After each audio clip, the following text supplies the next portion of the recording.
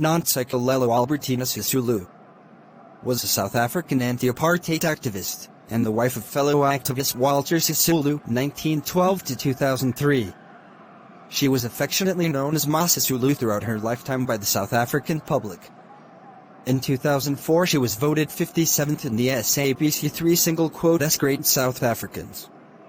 She died on the 2nd of June 2011 in her home in Linden, Johannesburg, South Africa, aged 92.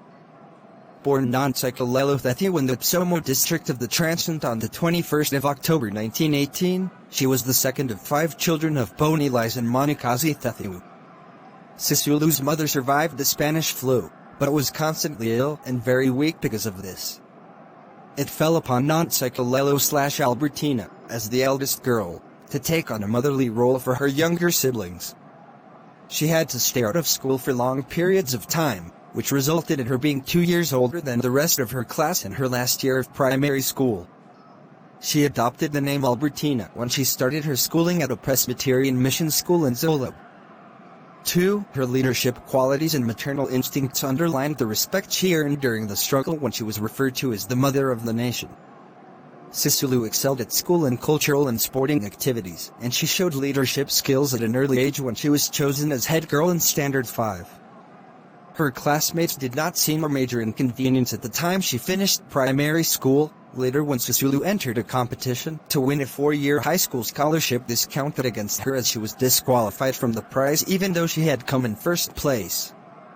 Angered by the unfair treatment, the competition rules had set no age limit on the prize. Sisulu's teachers wrote to the local Xhosa language newspaper, Imvoza Bansundu, making a strong case for Sisulu to be given the prize. The article caught the attention of the priests at the local Roman Catholic mission, who then communicated with Father Bernard Huss at Mariazell.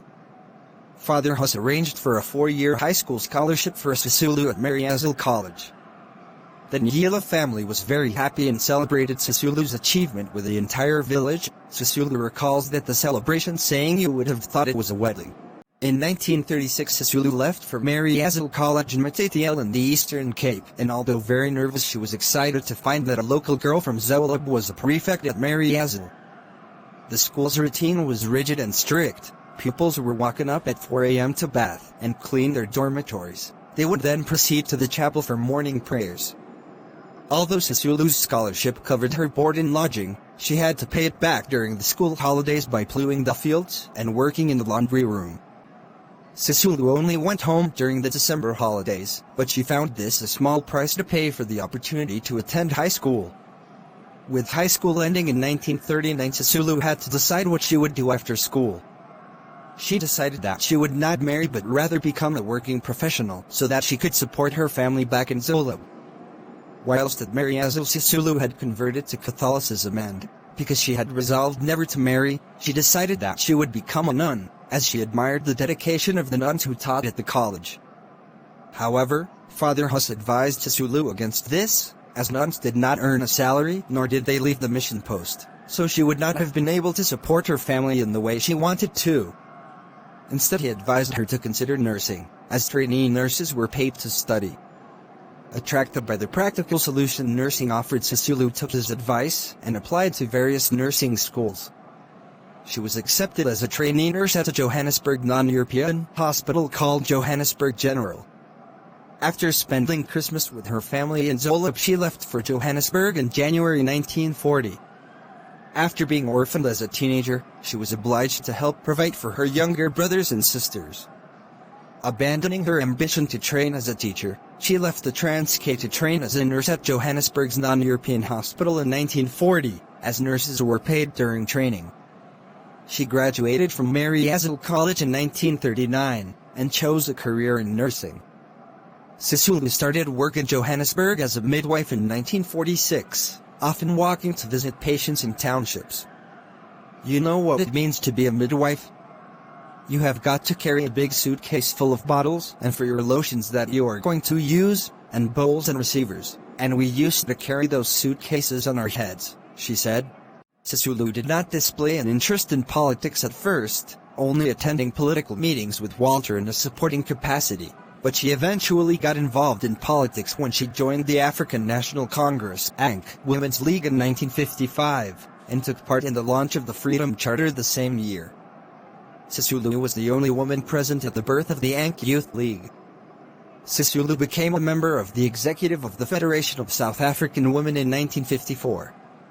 On the 9th of August 1956, Sisulu joined Helen Joseph and Sophia Williams de Bruin in a march of 20,000 women to the Union buildings of Pretoria in protest against the apartheid government's requirement that women carry passbooks as part of the pass laws. We said, nothing doing. We are not going to carry passes and never will do so. The day is celebrated in South Africa as National Women's Day. She spent 3 weeks in jail before being acquitted on past charges, with Nelson Mandela as her lawyer. Sisulu opposed ban to education, running schools from home. Sisulu was arrested when? After her husband skipped jail to go underground in 1963, becoming the first woman to be arrested under the General Laws Amendment Act of 1963 enacted in May. The act gave the police the power to hold suspects in detention for 90 days without charging them. Sisulu was placed in solitary confinement for almost 2 months until the 6th of August. She was subsequently in and out of jail for her political activities, but she continued to resist against apartheid, despite being banned for most of the 1960s. She was also a co-president of the United Democratic Front (UDF) in the 1980s. From 1984 till his murder in 1989, Sisulu worked for prominent Soweto doctor, Abu Bakr Sivat, who allowed her to continue with her political activities while employed by him, and she was present when he was murdered. Sisulu regarded her relationship as being that of a mother and a son, and the two never allowed the rivalry between the UDF and ASAPO, of which Sivat was the health secretary, and a founding member, to interfere with their friendship or working relationship. In 1986 she received the honorary citizenship of Reggio nell'Emilia, Italy, the first world's town that assigned this important award to Sisulu.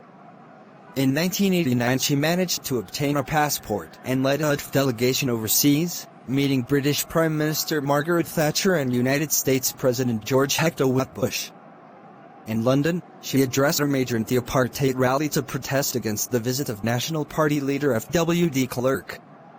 In 1994, she was elected to the first Democratic Parliament, which she served until retiring 4 years later. At the first meeting of this parliament, she had the honor of nominating Nelson Mandela as President of the Republic of South Africa. That year she received an award from then-President Mandela. Sisulu died suddenly in her home in Linden, Johannesburg at age 92. On the 2nd of June 2011 at around 28:00 in the evening while watching television with her grandchildren.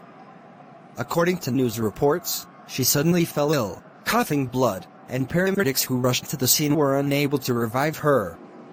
At the time of her death, Sisulu was survived by 5 children: Max, Mlangisi, Zwilake, Lindy Wanonka, her adopted niece and nephew, Gerald and Beryl, and 26 grandchildren and 3 great-grandchildren. Her family expressed their sorrow at her death, but said that it comforted them to know that she and her beloved husband of 59 years were no doubt together again. President Jacob Zuma paid tribute to Sisulu in the wake of her death, saying Mama Sisulu has, over the decades, been a pillar of strength not only for the Sisulu family, but also the entire liberation movement, as she reared, counseled, nursed and educated most of the leaders and founders of the Democratic SA, Zuma said. He also announced that Sisulu would receive a state funeral, and that national flags would be flown half-mast from the 4th of June until the day of her burial. If you enjoyed this episode, kindly let me know in the comments section. Don't forget to subscribe,